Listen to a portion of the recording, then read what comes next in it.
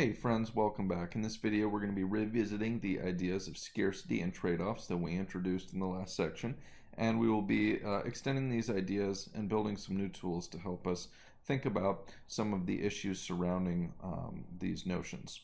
Okay, so let's recall that scarcity is a situation that everyone has to deal with. It's when essentially our unlimited wants exceed the resources that are available. And it's because of scarcity that we have to make trade-offs.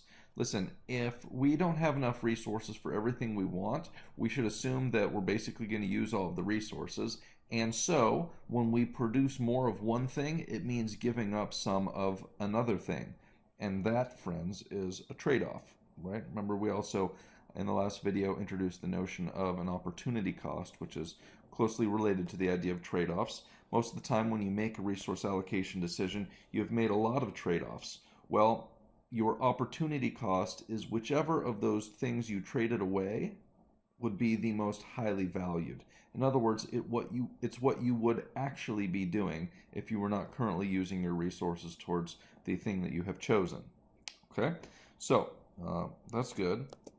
Now, what we're going to do here is develop something called a production possibility frontier. And this helps us see all of the different production trade-offs that are available to an individual firm or country, say. Okay, it's a graphical tool, and it's going to help us see the trade-offs that are involved in producing more of one thing, and the requirement that you do in fact have to give up some of another thing to produce more of that one thing. If that makes any sense at all. Okay, so here's your definition. A PPF, production possibility frontier, is a curve, or it can be a line, showing the maximum attainable combinations of two goods that can be produced with available resources and current technology. Okay, so let's talk about what these terms mean here. Available resources, that is kind of like it sounds. These available resources basically are the things or people or whatever that you have available to help you produce the item. Current technology, now this is a word that requires some definition. Technology is one of these words that has a really common use in our everyday language, but in economics it means something different. Technology is the process by which we convert inputs into outputs. Okay, so technology is a process, right? Now think about, say, producing lemonade.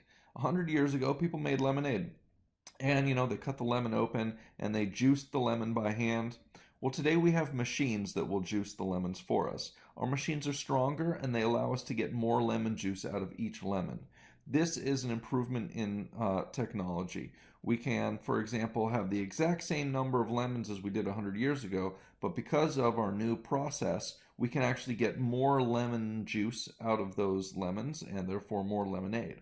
So an advancement in technology allows you to use the same amount of resources used before, but get more out of them. Another way to think about that would be to say something like you could get the same amount of output using fewer inputs. Okay, so that's what technology is about. It's this process to convert inputs into outputs, and typically it just gets better. Sometimes technology will get worse, maybe if a process is outlawed, for example, but generally speaking, technology should just improve. So based on the resources that you have today and the current technology that you're employing, you can typically get a certain amount of output for a given amount of inputs. All right, and a production possibility frontier shows you the maximum attainable output or combinations of two goods that could be produced with the resources we have in the current technology. Okay, so a production possibility frontier is certainly a positive tool because it shows what you can produce. It shows what is possible, right? Not what you should produce. That's going to be definitely something that's subjective, and people are going to have different opinions about.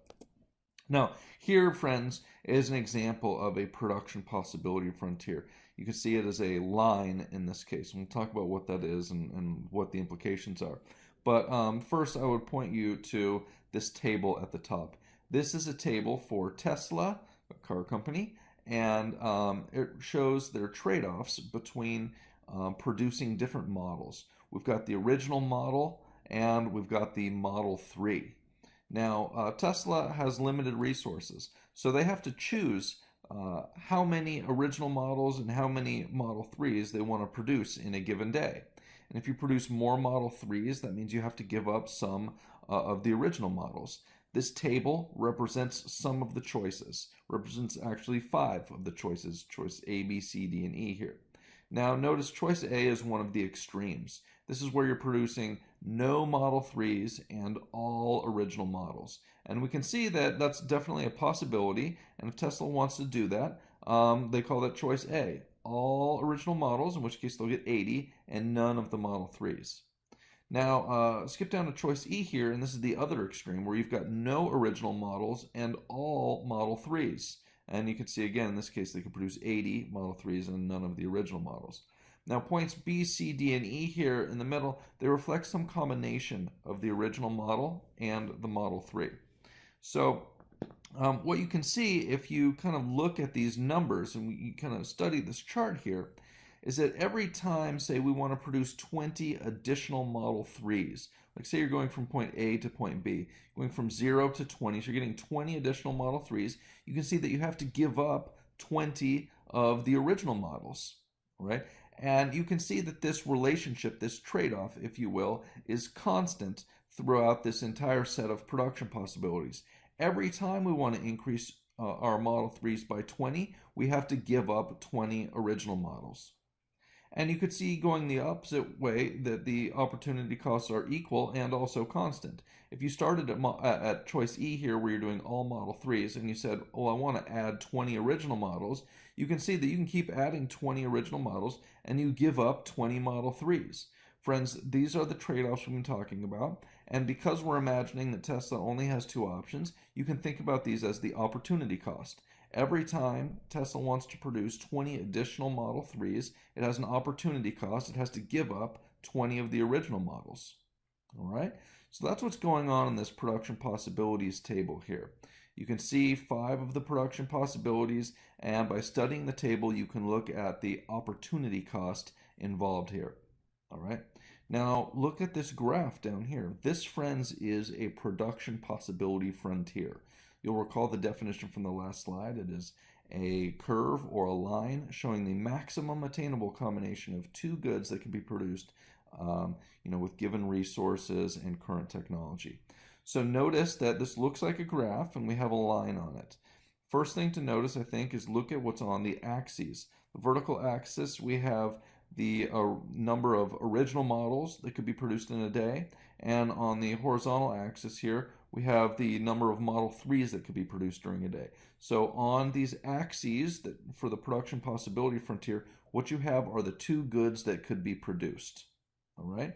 And the points in this space here, if you will, represent the production possibilities. Now the points along this line show the maximum attainable combination that could be produced. And essentially these points just come from this table up here. You can see they're labeled A, B, C, D, and E, just like these points up here, right? This point A, up here, it's right on the original model's axis, and it says you get 80 original models. And as far as on the Model 3 axis down here, it is at 0. So this point right here shows point A, as it's labeled. 80 models of the original model and 0 of the Model 3s. As you slide down the production possibility frontier, you can see those other combinations, right? Point B shows that we are now getting 20 Model 3s, and we are only having 60 original models then. Remember, we have this 20 to 20 opportunity cost trade-off thing going on here, if you will.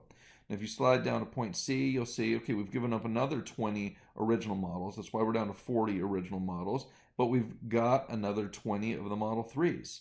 Okay, so you can see here we are moving down the production possibility frontier, the different choices here.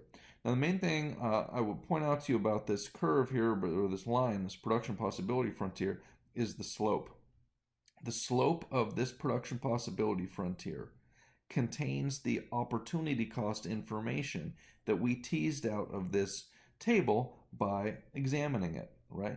Notice that a slope in this space, well, the slope is always what? It's always the rise over the run, isn't it?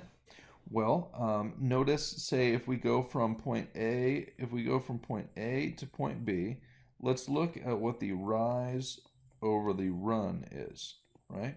So the rise is the change in the vertical axis, and for us that's the change in Model 3s, or sorry, in original models, right? We used to have 80 and going from, at A and going to B, now we only have 60. So the rise was negative 20, and the run, what happened? Well, we went from A to B, we had 0 Model 3s at point A, and now we have 20 Model 3s at point B. You can see we just went along the Model 3 axis like so, right? So we gained 20.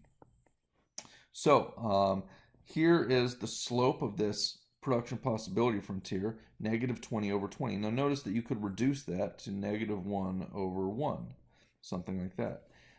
This is that one-to-one relationship, 20 Model 3s to 20 original models that we talked about as the opportunity cost. Now that information is contained here in the slope of this line. One thing that's helpful is to keep in mind what the units of this slope are here. The numerator is the rise, right? So that's going to be the change in original models. So this numerator here says, if you lose one of the original model, what do you get? Well, the denominator down here, there's no negative sign, right? So it's positive. And what that tells us is that we get positive 1 along the run axis, right? Because that's what's in the denominator. And the run axis is the Model 3s. So when we have negative 1 over 1 here, what this tells us is that for every loss of an original Model 3, we're able to gain, sorry, not an original Model 3. For every loss of an original model, we are able to gain plus 1 of the Model 3s. So you see we have this one-to-one trade-off between Model 3s and the originals. Now, the nature of math is that if you have negative 1 over positive 1, you can, this is the same as positive 1 over negative 1, right? If you just multiply top and bottom here by negative 1, we have kept the fraction the same, and it changes the sign in the numerator and the denominator. So this is also the slope and the information contained here in the production possibility frontier. And what this says is if I lose one of what's on the denominator, if I lose one Model 3, then I'm able to get plus 1 of the original models, right? So the slope of this production possibility frontier contains all of this information about the trade-offs between these two production choices, and you can think about it as getting more of the thing on the vertical axis and therefore less of what's on the horizontal, or vice versa.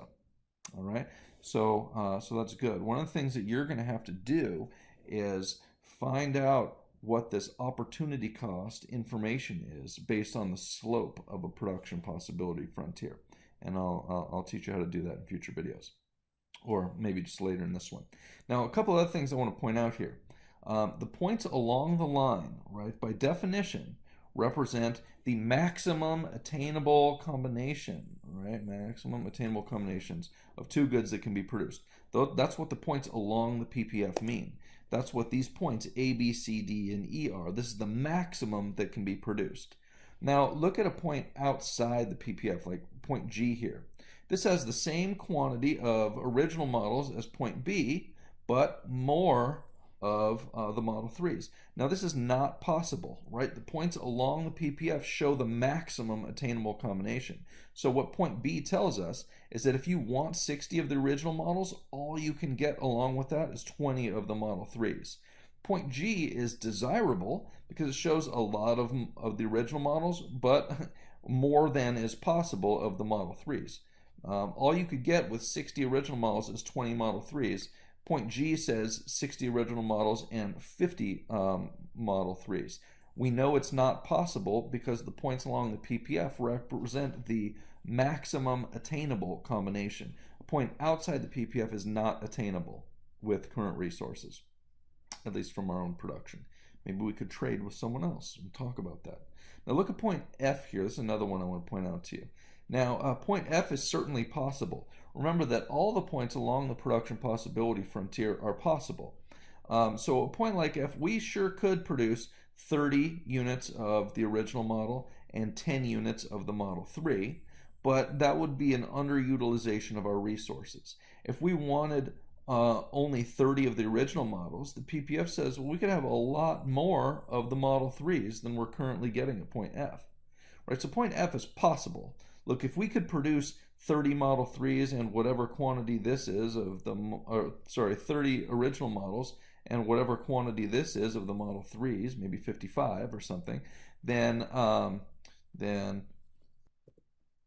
would be easy enough to produce at this point F. If we can produce 30 units of the original models and this quantity of the Model 3s, then we could certainly do F. So F is possible but inefficient. We could produce more than that with the resources we have. Now G is desirable, but it's not possible. These points along the PPF are possible, and they represent the maximum attainable combination. And so that makes these points along the PPF efficient as well, right? Because it's the best we can do with the resources we have. And that's really the heart of efficiency. Okay, now it wouldn't be too difficult actually to figure out what this point is here. Let's see, we have this one-to-one relationship between right. That's what's in this slope information. We have this one-to-one relationship between original models and Model 3s. And so, I think this is going to be 50. If you could produce 30 units, if you only wanted 30 of the original models, then you could produce right here at 50 of the Model 3s as well. You could just find the equation of the slope of this line and figure that out pretty directly. You may recall y equals mx plus b. M is the slope. We know that's -1 in this case. The y-axis is the original models. -1's the slope. X, that's a variable. What is this? These are the Model 3s. And B is the y-intercept. That would be +80. So here's the slope of this line. Original models equals -1 of the Model 3 plus 80. If you take that and you plug in 30 for the original model here, like at point F, you'd say, well, 30 equals -1 of the Model 3 plus 80. Well, the only number that fits in here that could make this equation true is 50. So I know that if I have 30 original models, that I could get 50 Model 3s. And I just got that by deriving the equation of this line and substituting in for 30 original models to see how many Model 3s I would get. You don't need to be able to do that, but if you're comfortable with algebra and you understand this graphical representation of these production possibilities, maybe that will help clarify some things. All right, so that's good. That's our linear production possibility frontier. Now notice that this thing looks like a line, right? It has a constant slope over the course of the whole production possibility frontier. And that's just because up here in the table we assume that there was this constant opportunity cost. For every, say, increase of Model 3s by 20 units, we got an exactly 20 unit reduction in original models. So we have what's called constant opportunity cost, this 20 to 20 relationship, or in other words, this 1-to-1 relationship, stayed constant over all of the range of possibilities. And that's not necessarily always going to be the case. I've talked about pretty much everything on this slide already in terms of the opportunity cost and moving from one point to another and so on. So I'll leave it here for this one. Now, that linear production possibility frontier that we've looked at here with this line showing the constant opportunity cost, as I mentioned, that's not always going to be the case. In fact, it's probably not even the most realistic case. The reality, friends, is that most resources that we have are better suited for one thing than another. Okay, and what that means is that as we are near the extremes on a production possibility frontier, doing all of one good or all of another, probably it is the case that we are using some resources towards producing one good that would be better at producing another good. And that's what a bowed out or curved out production possibility frontier shows. All right, so think about this. Here is a production possibility frontiers that shows the trade-off between producing tanks, the vertical axis, and automobiles on the horizontal axis. Now, tanks and automobiles require a lot of similar stuff, a lot of metal, for example. But the reality is that metal is not all identical, and that how about the people who are producing these things? The people involved in the production process are also not identical, right? Now, some of these resources between the metal and the people are going to be better suited towards producing one of the goods or the other, right? For example, the really the hardest metals are going to be the ones that are best at producing tanks, right? And the softer metals are going to be the ones that will be better at shaping the small parts that are in cars or automobiles, right? So imagine if we were originally here at this production possibility frontier point where we're producing all tanks. If we're producing all tanks, that means that we're using all of the metal that would be best at producing automobiles in our tank production. So if we were going to increase from this point where we're producing 0 automobiles in all tanks, and we were going to say, okay, let's go ahead and produce some automobiles. What we would do is figure out, of the metal that we're using for tanks, which of those metal types would be best suited for producing automobiles. And we're going to use that metal that would be best suited for producing automobiles to produce those. Now, because that metal is best suited for automobiles, we're not going to give up very many tanks, right? It requires a lot of metal, automobile metal, to produce a good tank. So at first, when we start losing tanks, we're not going to lose that many tanks for a given increase in automobile production. You can see that going from point A to point B here, what we've done is we have lost 50 tanks, right? We've gone down 50 on the tank axis, and we have gained 200 automobiles. And this seems reasonable, I guess, right? I mean, all this metal, this soft metal that we've been using to make these tanks, not very good at producing tanks. That's why we're only losing 50 tanks to get all 200 additional cars. All right? So at first, we're using the resources that were better suited for producing automobiles in the automobile production finally. That's why we give up relatively fewer tanks, going from A to B. Now imagine we wanted to get another 200 automobiles. So instead of producing just these first 200 automobiles, say we wanted to get up to 400 automobiles. We need to go from point B to point C, right? Because point C is where we have 400 automobiles. So here we're going to get that same increase of 200 automobiles, but look how much bigger the number of tanks are that we have to give up. Originally from A to B, we only give up 50 tanks. But going from B to C, we had to give up 150 more tanks. Why is that? Well, it's because we already gave up all of the metal that was better for producing automobiles when we produced the first 200 automobiles. Now that we've got to produce 200 more automobiles, we actually have to start using some of the metal that is better for producing tanks. So it's going to cost us more tanks. That's why we go from giving up only 50 tanks to giving up 150 tanks. It's because now we're using some of the resources that really are better for producing tanks in the automobile production. All right. Now look what happens as we get to the lowest point on this production possibility frontier. This is 500 automobiles and no tanks. Notice that here we gave up a whopping 200 200 tanks in order to get only 100 more automobiles. Okay, you can see that now we've given up way more tanks than we've ever given up before to get these automobiles. And it's because now we're using metal that really is best suited for producing tanks in the production of automobiles. And so, we're not getting very many automobiles out of that amount of metal because it's really better tank metal. Okay, so hope that makes some sense to you.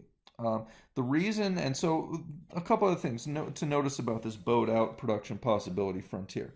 Look at the slope of this production possibility frontier. I'm just going to make a tangent line to this point here somewhere between A and B. Look at the slope of this production possibility frontier. It's relatively flat. Notice that if we pick a point here between B and C, that tangent line is steeper. I'm not doing a very good job here. And then if we were down here between C and this last production point, look how much steeper the production possibility frontier here is. So what I'm pointing out to you is this bowed out production possibility frontier shows that the slope of the tangent line is increasing. And remember, the slope of this line has to do with opportunity costs. So what we're seeing here as the tangent line gets steeper is that the opportunity cost of producing automobiles increases. Originally, to produce these first 200 automobiles, the opportunity cost was only 50 tanks. And then the next 200 automobiles, the opportunity cost was 150 tanks, right? So we saw that opportunity cost rising. And that's what the bowed out production possibility frontier shows us, is that you've got increasing opportunity costs. And this is a much more realistic assumption than constant opportunity costs, as is depicted in the linear production possibility frontier. And the bowed out version is much more reasonable because resources typically are better suited for producing one of the two goods. They're not equally well suited, which is what the constant opportunity cost or linear production possibility frontier shows us. All right. So for most of our technical work here, friends, we'll kind of stick with these linear production possibility frontiers because they're easy to work with given the math that we have for this class. But we will talk about these bowed out production possibility frontiers when we're not trying to do fancy math because they are sort of more reasonable given the realities in the world. All right, so that's the deal with the bowed out production possibility frontier. It shows increasing opportunity cost for producing things, and it's therefore more realistic than a linear PPF showing constant opportunity costs. Okay, now one of the cool things you can do with production possibility frontiers is show economic growth. Now, economic growth is really, really important. It's probably the biggest single idea or thing to happen to humans. I know that's a grandiose statement. At least in the world of economics, it is. Economic growth is the ability to produce more goods and services. It's a really big deal because that's what allows us to consume more and therefore have an increasing standard of living. The average person today is so much better off than the average person was 100 years ago. It's really difficult to even describe in a few sentences. But economic growth is why that's true. The economy has grown. We produce more stuff. All income is derived from the production of goods and services. And so as we produce more stuff, people have more money and we have more stuff available for us to consume. So economic growth is a really big deal. We'll talk about it in the future, but PPFs allow us to show economic growth. Economic growth is the ability to produce more stuff. And notice if you go looking at this picture here with the tanks and the automobiles, you have two PPFs. One is kind of an outer PPF and one is kind of an inner PPF. And what the outer PPF shows is that you could produce more. Remember, these production possibility frontiers show the maximum you can produce. So look at the extremes for a minute here, right? In the original PPF here, you could produce at most 400 tanks. Now with the new PPF, you could produce 500 tanks. So clearly we're able to produce more tanks. That represents more growth or more economic production. And same thing down here with automobiles, right? Originally we could produce, 500 automobiles? And now with this shifted out PPF, we can now do 625 automobiles. So we're able to produce more stuff. That's economic growth. Now this particular type of economic growth here, something has happened that allows us to produce more automobiles and more tanks. So this is going to be like the discovery of new resources, right? Maybe we found a bunch more metal, or maybe the production of automobiles and tanks requires workers and we had a big increase in immigration and now we're able to produce more stuff. Okay, so when the PPF is shifted out along both axes like this is, we're moving out along the tanks axis and we're moving out along the automobile axis. If it's shifting out on both axes, what it means is we're able to produce more of those goods simultaneously, and that means we have discovered new resources. Now we should contrast that with shifted out PPF like this. Okay, here, notice we still have two PPFs. You can see which one is outer and which one is inner. However, notice that the PPF has only shifted out along one axis, right? If we were producing tanks, we would only be able to produce 400 tanks. It doesn't matter which PPF we're talking about. Here, what's happened is, if we want to produce more automobiles, we can. If we were originally only allowed to produce 500 automobiles, if we specialized strictly in automobiles, now we could produce 800. So we've shifted out along the automobile axis, showing, well, now we can produce more automobiles if we want to, but we're still at the same place on the tank axis. What this shows is that something has happened that allows us to produce more automobiles, but in the same amount of tanks. So this is going to be a technological improvement. Remember that technology is the process that we use to convert inputs into outputs, and basically this shows that something happened in our process where now we can produce more automobiles with the same resources we had before. If we're producing tanks, there is no change. That's how you know we don't have any more resources. We have the same amount of resources as we had before, but because you can see a shift out along one of the axes, you can assume we've had a technological advance in the production of that thing. So we've gotten better at producing automobiles, but we haven't improved in tanks at all, and that's what this type of shift shows you. This is still economic growth, but it comes from technological improvement in producing one of the goods. Whereas if you've got the PPF shifting out along both axes, this says you can produce more of both goods, and that's only possible with an improvement in resources. Or I guess you could have technological advance along both axes at the same time. That's possible too, but generally speaking, we leave it when we're shifting out along both axes. This is more like an improvement in resources, and along one axis, this is an improvement in technology. All right. So I hope that makes some sense to you. Maybe we can just apply this briefly here. Imagine that you have a limited amount of time studying between two subjects, Econ and accounting. This is probably a reasonable scenario for you. What do you think a production possibility frontier would look like if you were trying to trade off between scores in your classes?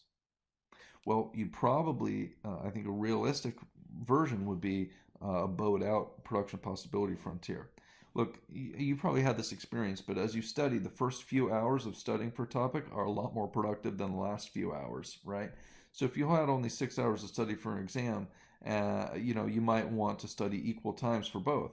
That last hour spent on econ, you probably would get more return. In other words, a better grade, GPA overall maybe, if you had spent that last of your 6 hours study time, you'd be better off doing like 5 hours on econ and 1 in accounting than all econ, right? That last hour studying econ wouldn't get you as big of a return as your first hour studying accounting. So you would have some increasing opportunity costs, and therefore a bowed out PPF would probably be better. All right, so I hope that makes some sense to you. That's a nice little background on production possibility frontiers, opportunity costs, and how you can find the opportunity cost from the slope of the production possibility frontier. So we will expand on these ideas here briefly. We'll do a trade example. Okay. In fact, let's do our trade example right now. So here is, I'm going to do this actually on my Paint document here. All right, just because I like to draw this one out a little bit better. All right, so let's say that there were two neighbors. Okay, maybe Homer and his neighbor Ned. All right, and Homer and Ned specialize. Let's say that they only care about consuming two things, and they're able to produce each of those two things themselves. I don't know what they are, but let's say we've got Homer and we've got Ned, and we need two goods. What do they care about? Beer and Bibles, right? That seems reasonable. Those are going to be our two trading partners and our two goods. All right, now let's say, for starters here, that Homer and Ned are not trading beer and Bibles with each other. They are operating in isolation, each consuming just whatever they are able to produce. Okay, so let's get an idea for what the production possibilities are for Homer and Ned. Let's say that we were interested to know what they could produce if they specialized completely in producing one or the other. So I'll say all time to producing beer. We're interested in that. And maybe all time to producing Bibles. And what we'd like to know is, what are these two neighbors capable of if they spent their time this way, just specializing in producing one of these two goods and services? All right, so I'll put Homer over here, and we'll be keeping track of beer and Bibles for Homer. And then we'll put Ned over here, and we'll keep track of the beer and the Bible's production. Okay? Now, let's say that this first row, what do we have? We have all time to producing beer. Let's say that if Homer spent all of his time producing beer, he could produce 20 beers, right? And of course, because he's spending all of his time producing beer, that means no Bibles. So this is one of the production possibilities for Homer. Now let's think about the same for Ned. Ned is probably a more productive guy than Homer. Let's say that if he spent all his time producing beer, he could do 30 beers, and that means no Bibles because he's spending all his time on beer. All right, now let's shift to the Bible production. If they spent all their time producing Bibles, well, Homer, well, that would mean no beer, right, because he's producing all Bibles. And let's say that he could produce 20 Bibles if he was going to do that. Now, Ned, on the other hand, you know he's going to be good at producing Bibles. And let's say that if he spent all of his time producing Bibles, that of course means no beer, but let's say he could produce 60 Bibles. Okay, so now we have production possibilities for Homer and Ned. Why don't you take a minute and try to draw the production possibilities frontiers for Homer and Ned? Pause the video and see what you come up with. Okay, so I hope you gave that a shot. Here's what it would look like, right? Here's a, this is a graph, and what you do for production possibility frontiers, you put the goods on each axis. Now I'm going to do two production possibility frontiers, one for Homer and one for Ned. Now you could just as easily put both of these on the same graph if you want to.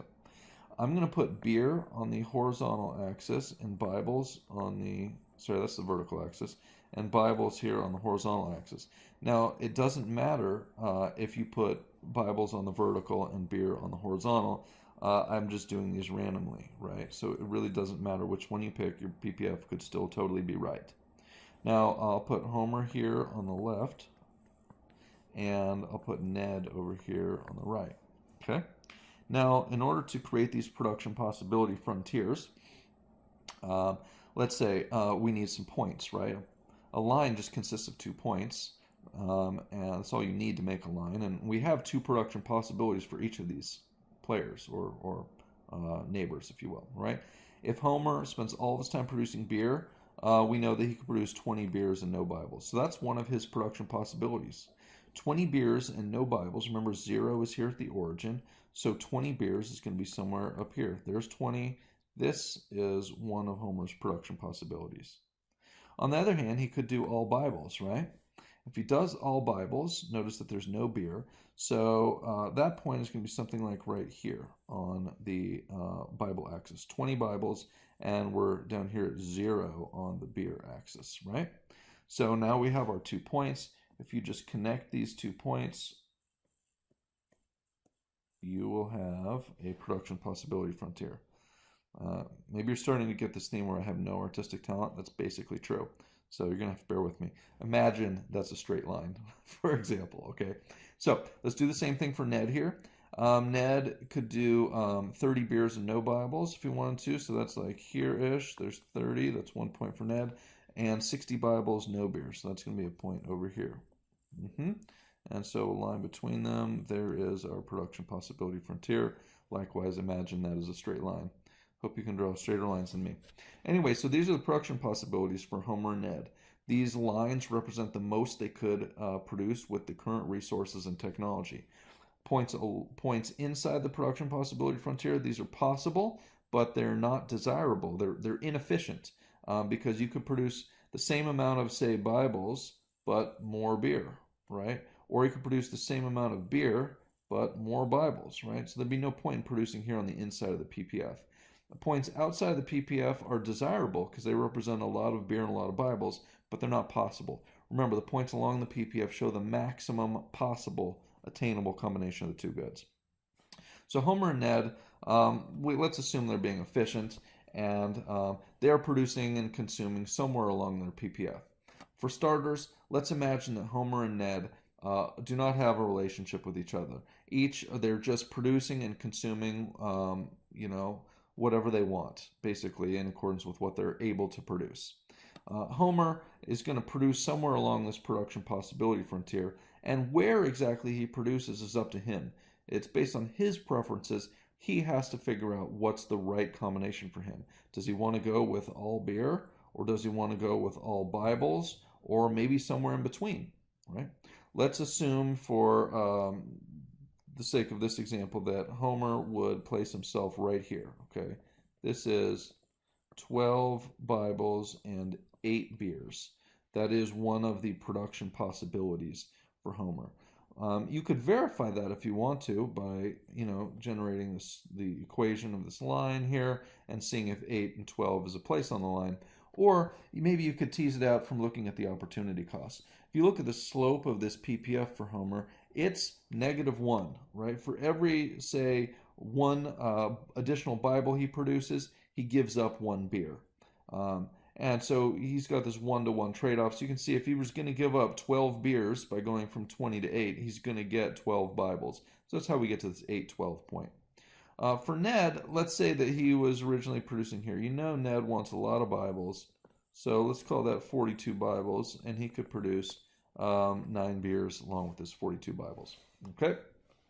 So let's assume, for the sake of argument here, that this is what Homer and Ned have done. We've got their production possibilities. They've each found themselves here at their happy spots on the PPF. Homer with 8 beers and 12 Bibles. Ned with 9 beers and 42 Bibles. So each of them is, going along in this world. Everything's fine. But then something happens, right? Ned comes over and he knocks at the door, like my sound effects, and he says, "Hidely ho, neighbor Rooney." Yeah, something like that.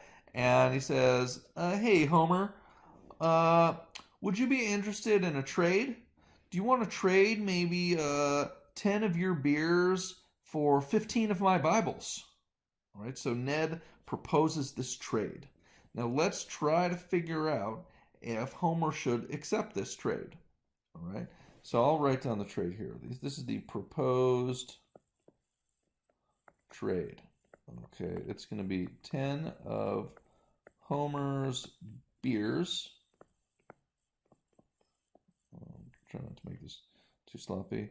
In exchange for 15 of Ned's Bibles.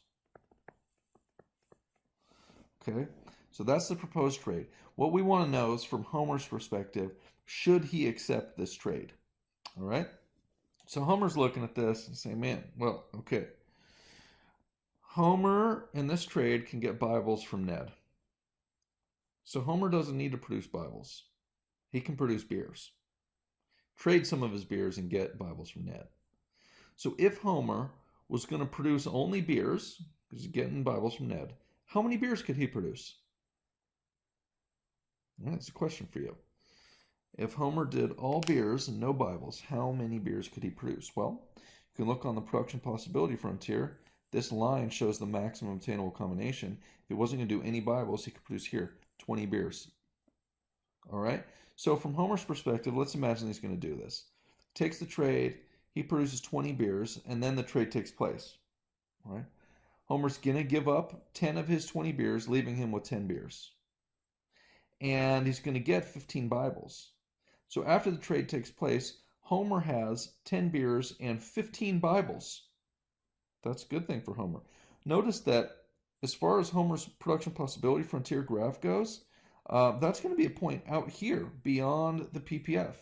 Right here you've got, your 10 beers and your 15 Bibles. And this is where Homer can consume after the trade. So after the trade takes place, Homer can actually consume beyond his own PPF. He should definitely take this deal, right? He actually ends up with more beer and more Bibles than he had before. Originally he had 8 beers, now he has 10. Originally he had 12 Bibles, now he has 15 Bibles. So Homer should definitely take this deal because he ends up better off in terms of both beer and both Bibles. All right. Well, what about Ned? Is Ned a moron? Should he just not have offered this deal to begin with? Now, back in the day in colonial America, there's a group called the mercantilists, and they believed that in order for one group to be made better off after trade, the other party has to be made worse off. I mean, it kind of makes sense, but it's actually not true at all, and that's something that we'll debunk here pretty shortly. But the mercantilists would say, look, if Homer ends up with more, Ned has to end up with less. And that is not the case at all. Trade is not a zero-sum game in that for one person to win, the other must lose. It's not. And we'll see why here in a minute. Now, Ned, let's think about this whole trade from Ned's perspective. He's originally, before the trade, sitting here with 9 beers and 42 Bibles. All right. Now, if this trade goes down, Ned can get beer from Homer. So Ned doesn't need to produce beer. He could produce all Bibles. All right. Now, if Ned was going to produce all Bibles, how many could he produce? Well, you can look at it on the PPF right here. This shows the maximum attainable combination. If he does all Bibles and no beer, he could produce 60 Bibles. It's also right here on his production possibility table. If Ned does all Bibles, he would do 60 Bibles. Okay, so let's play this trade out here. Now, if Ned is going to undertake this trade with Homer, he's going to produce his 60 Bibles, and then he's going to trade 15 of them away, right? So Ned's going to have 45 Bibles after the trade takes place. He makes 60, trades 15 away. That leaves him with 45. Now, in exchange for giving up these 15 Bibles, he gets 10 beers. So after the trade takes place, Ned ends up with 45 Bibles and 10 beers. So he is also actually better off than before the trade. He's going to get to consume somewhere like right here, beyond his PPF, 45 Bibles, call that 45, and, 10 beers. So both Homer and Ned get to consume beyond their production possibility frontier because they are trading with each other. All right. So you might wonder here, why? Why has this trade worked? What the heck is going on here? Friends, it is all about the opportunity costs. Homer and Ned have different opportunity costs in the production of beer and Bibles, and that is what allows them to make a mutually beneficial trade. So let's look at the opportunity costs here for Homer and Ned. And we will see something called comparative advantage. Okay, so let's see here. Now I'll redraw these PPFs here. Maybe I should just deleted some stuff off that last slide. So here we have Homer, and here we have Ned. Okay, and we've got beer and Bibles. Beer and Bibles. Okay. So here's Ned, he's got 60 and 30, and here's Homer, and he's got 20 and 20. Okay, so let's try to tease out the opportunity cost information here. All right. Now you can see it in the slope of these production possibility frontiers. Try going from these points that we have, right? You've got these 2 points that are extremes on each of these axes. Now, if Homer wants to produce all beer, he can do that, right? If Homer produces all beer, he could produce 20 beers, right? If he does produce 20 beers, how many Bibles is he giving up the ability to produce? Well, 20, right? If Homer produces all 20 beers, he gives up all 20 Bibles. So you could write a statement like this for Homer, right? You could say the opportunity cost of 20 beers is 20 Bibles.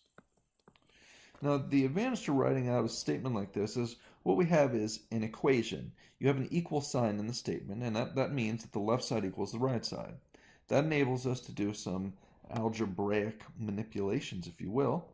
If you divided each side of this equal sign by 20, you would get a different statement, but similar, right? You'd get that the opportunity cost of 1 beer equals 1 Bible. Okay? So you have this one-to-one relationship for Homer, right? Think about that trade. In the trade, Homer is giving up 10 of his beers and he's going to get 15 Bibles. So Homer gets 15 Bibles. He has this one-to-one relationship based on his own production. Now, from his own production, if Homer wanted to get 15 Bibles, he would have to give up 15 beers. In the trade, he gets 15 Bibles but only gives up 10 beers. That's why this trade works for him. He gets 15 Bibles, but he doesn't have to give up 15 beers. He only gives up 10 beers. And he wouldn't be able to do that with his own production. So that's why this trade works for Homer. What about Ned? Right? For Ned, he could produce all beers if he wanted to. He could produce 30, right?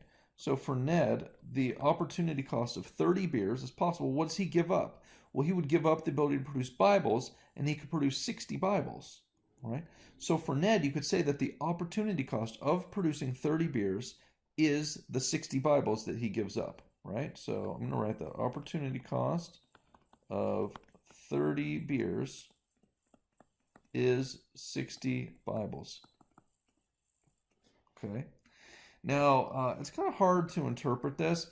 I like to simplify my equations like I did down here for Homer. If I divide each side by 30, I get a simpler statement, right? The opportunity cost of one beer is 2 Bibles. So Ned has this 1-to-2 relationship in his own production for beer and Bibles. Homer has this 1-to-1 relationship, right? Now, remember that in the trade, Ned is going to get 10 beers.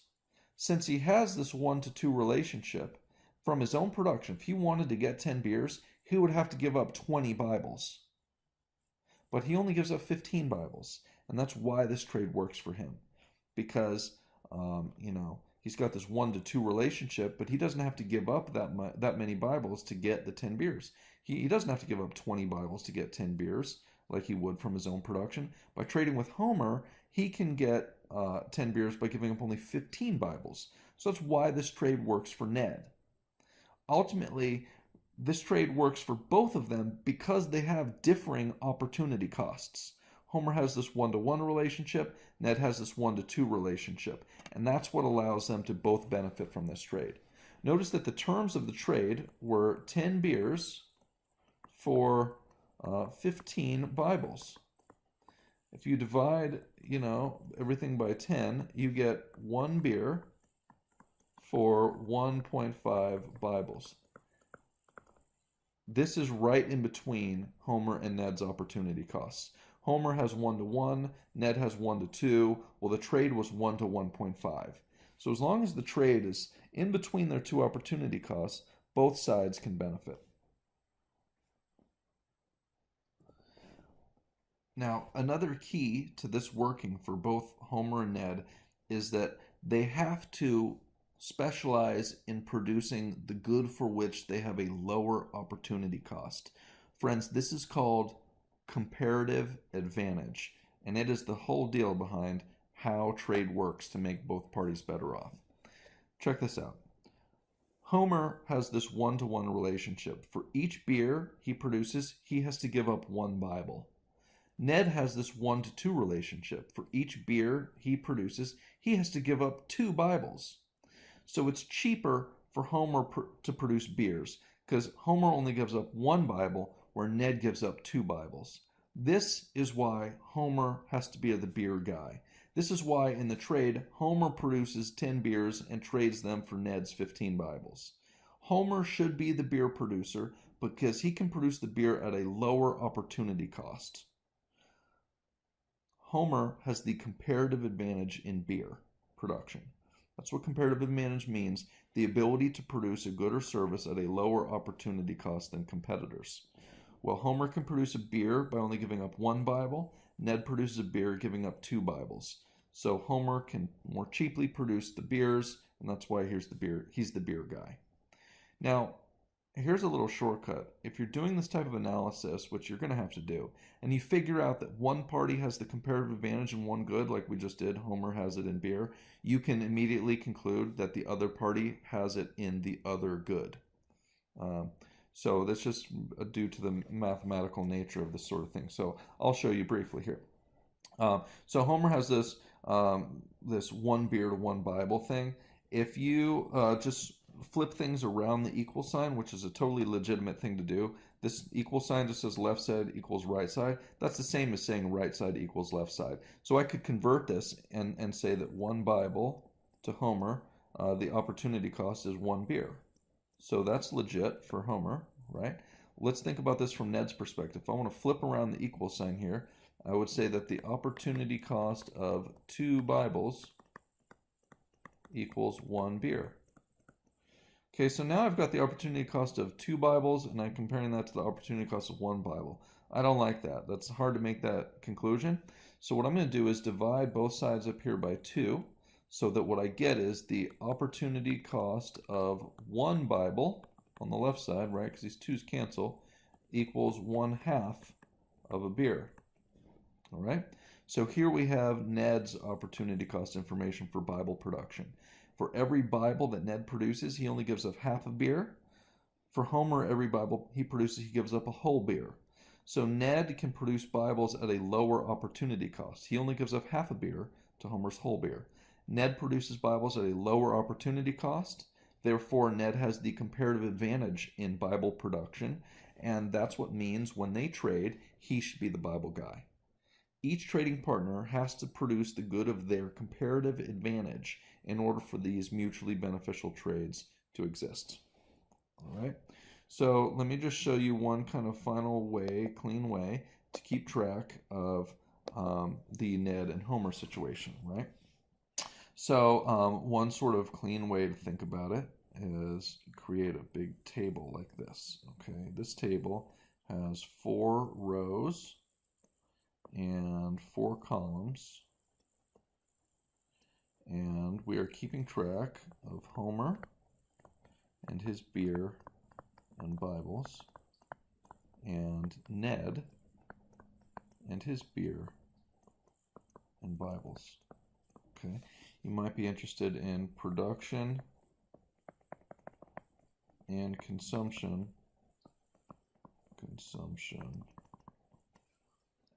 Running on state base here before trade. So when no trade's taking place. And we made these numbers up, right? I said if they're not trading, Homer is going to have his 8 beers and 12 Bibles, and Ned's going to have his 9 beers and 42 Bibles, right?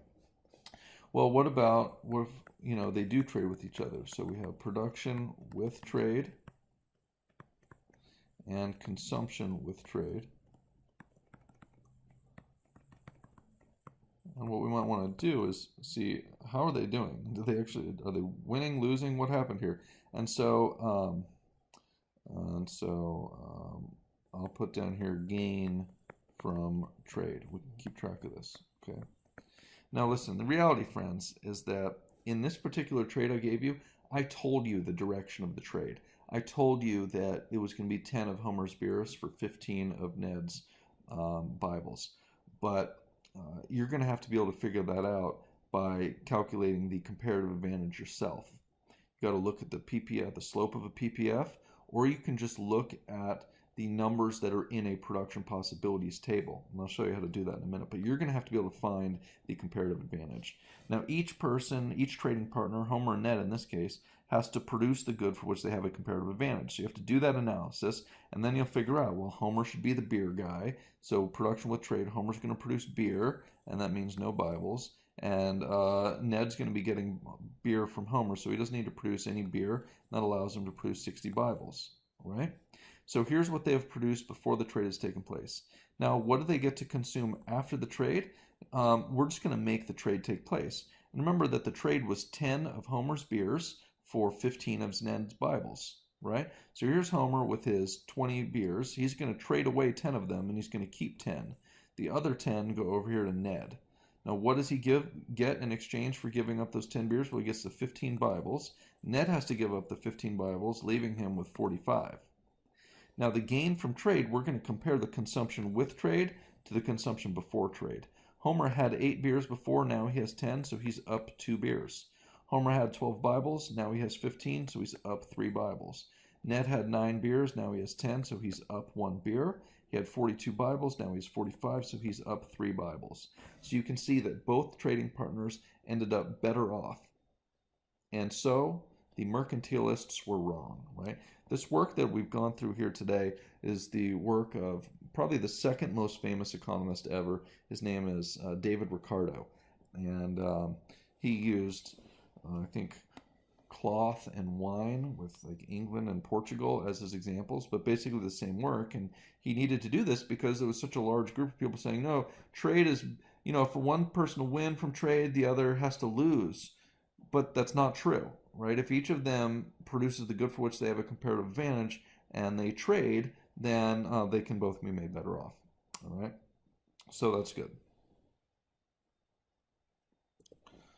Okay, now I did mention to you that you're going to have to find the comparative advantage in a few different settings. You're going to want to be able to do it from the slopes of the production possibility frontier.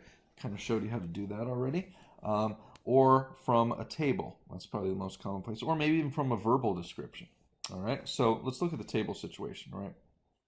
Let's say that you have, let's see, what do we have? Let's say we have 2 goods that some people might be trading, like hats and mittens. Mittens, not mitters. Okay, hats and mittens. All right, and let's look at some people that might be producing these things. Let's say you've got Claire and you've got Joe over here. All right. So what we're going to have in this table here are production possibilities. Let's say that if that Claire could produce 10 hats or 15 mittens, and that Joe could produce 8 hats or 16 mittens. All right. So what I'd like to do is try to figure out here, if these two were going to trade with each other, well, who should produce what? Another way to frame that idea is who has the comparative advantage in hats? Because whoever has the comparative advantage in hats should be the hat exporter. And whoever has the comparative advantage in mittens should be the mitten exporter. So there's a whole lot of questions I could ask you along these lines here, just based on a table like this. So let's start with, let's see, what is Claire's, oops, I left an E off the name. What is Claire's opportunity cost of producing 1 hat? Okay, so let's think about that. Claire could produce 10 hats, or she could produce 15 mittens, right? This is an or proposal here. 10 hats or 15 mittens. Another way to think about that is, look, if Claire does produce 10 hats, she gives up producing 15 mittens. So you can say that for Claire, the opportunity cost of 10 hats is 15 mittens. Well, that's not the opportunity cost of producing 1 hat. And that's what I asked for, was 1 hat. So I'm going to divide each side by 10 so that I get the opportunity cost of 1 hat on the left side, and that's going to equal 1.5 mittens on the left side. So this is the opportunity cost of 1 hat. If I had asked you what's Claire's opportunity cost for producing 1 mitten, you could just basically flip everything we just did around. I could just flip this to say you've got 1.5 mittens. The opportunity cost of 1.5 mittens is 1 hat, and then divide by 1.5, divide by 1.5, and I get the opportunity cost of 1 mitten is equal to 1 over 1.5. That's 2/3 of a hat. So now I have the opportunity cost of 1 mitten. So this is how you can find the opportunity cost of a hat or a mitten for Claire. Let's find the opportunity cost of producing 1 hat for Joe. Then we could compare those two and see who has the comparative advantage in hat production. All right, so let's see. What is Joe's opportunity cost of producing 1 hat? That is my question for you. So why don't you pause the video and try to figure that out.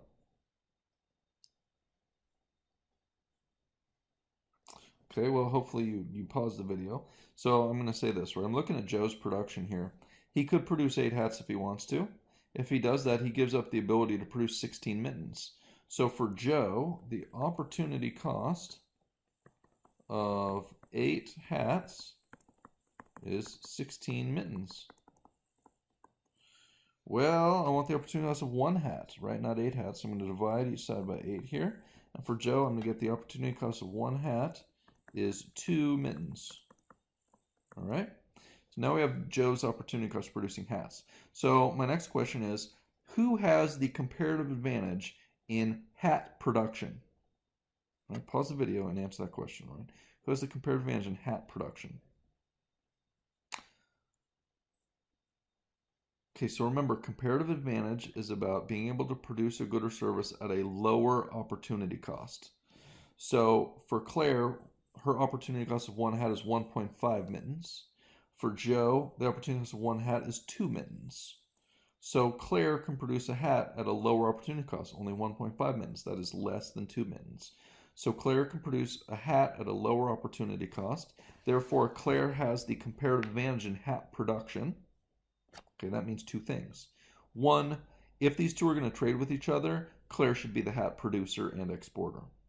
And 2, since we found out that Claire has the comparative advantage in hat production, we can immediately conclude that Joe has the comparative advantage in mitten production, and therefore if they trade with each other, Joe should be the mitten producer and exporter, and he should trade his mittens for Claire's hats. All right? So, hope this makes sense to you, friends. It's a lot about trade and comparative advantage. One other thing I'll point out to you is absolute advantage. That's something that is confused a lot of times with comparative advantage. Absolute advantage means that you can produce more of something, right?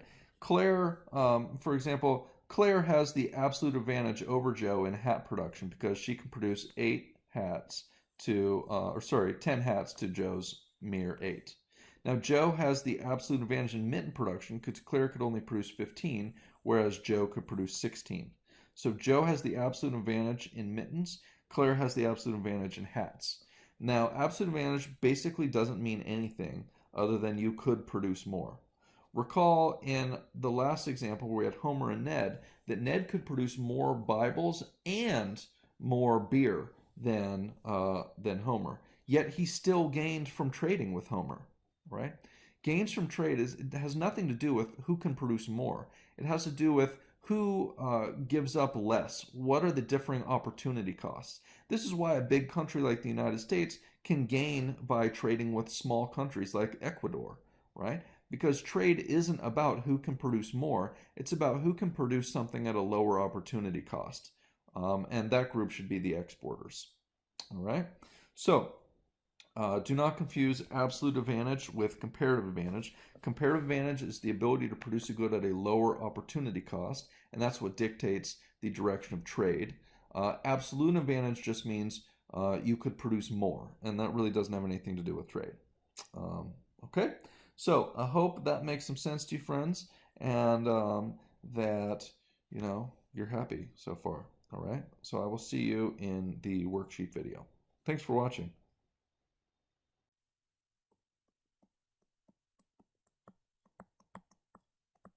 Econ's production. All rights reserved.